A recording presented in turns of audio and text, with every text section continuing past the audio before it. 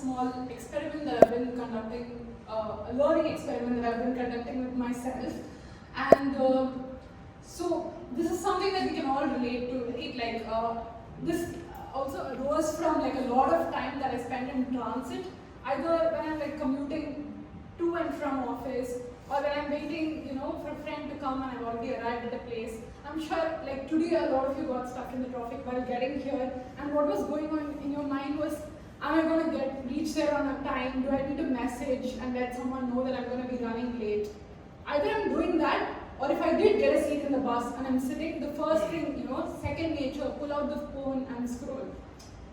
Invariably, one of these two things tends to happen, and by the end of it, when I reach the place, I'm like already a little frustrated, a little irritated with myself for wasting that time that could have been productive, but actually can't be. Or you're so caught up in your thoughts that even when you arrive at the place, you're not ready to really engage in the space that you've sort of arrived at, right? So pretty much when I go to work in the morning at the beginning of the day, I am done. I am like, I don't want to start, because I feel like that feeling sort of sticks around for the end of the day. And so three things, right? Like, and you are on the phone all the time, and these moments that either I'm doom scrolling or like thinking about are so fleeting. Like it's gone. I'm worrying about it today, but by the end of it, nothing really changes. And it is so ephemeral in the sense, the journey that I take today from place A to place B, I will not take the same journey in the same way around the same people. So how can I sort of change it a little bit? Like, can I switch from being on my phone to something hands-on? Can I make this sticky, like Vikram said earlier? And can I make it last a bit, like to stick around with me? And something that I did have in my hand to play around was the bus ticket that I was using to commute. Pretty much useless, like the doom scrolling and overthinking. And so that's sort of the experiment that I tried to do. And when you actually need an idea, when you're working on a project and you're trying to create something, it's very hard for you to come up with the idea at that point. But when you're randomly just looking at things, it's very easy for you to sort of collect ideas.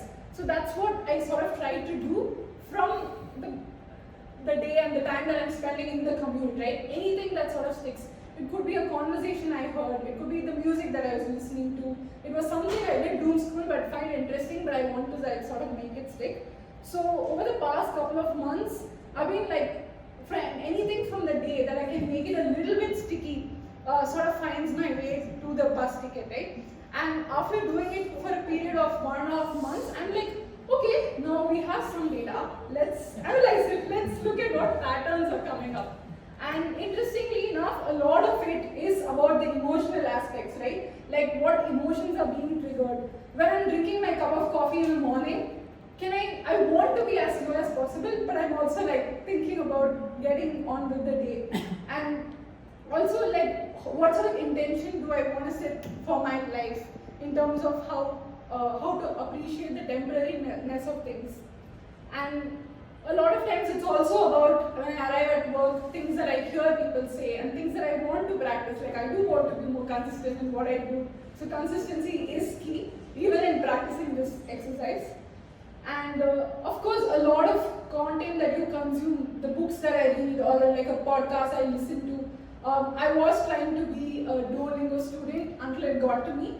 But you are pristine like a freshwater pearl is something that is said in the lesson, and that really felt good after completing the lesson.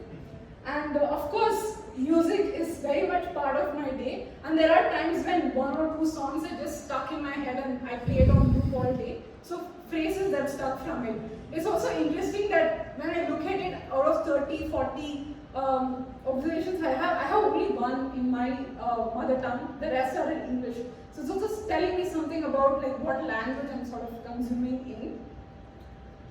And where it all started was one day when I did get stuck. I don't get stuck very often, like I was so happy and smiling when I left from the home. When I ended up in the office, I was dead, thanks to the Bangalore traffic. But this exercise sort of makes it, so doing it, what have I observed is that it feels like there's some game that I'm playing when I'm in commute. It no longer feels like, oh my god, what a waste of time, right? And my day sort of starts in a like if I have a checklist of things to do, I feel like something I got done that day.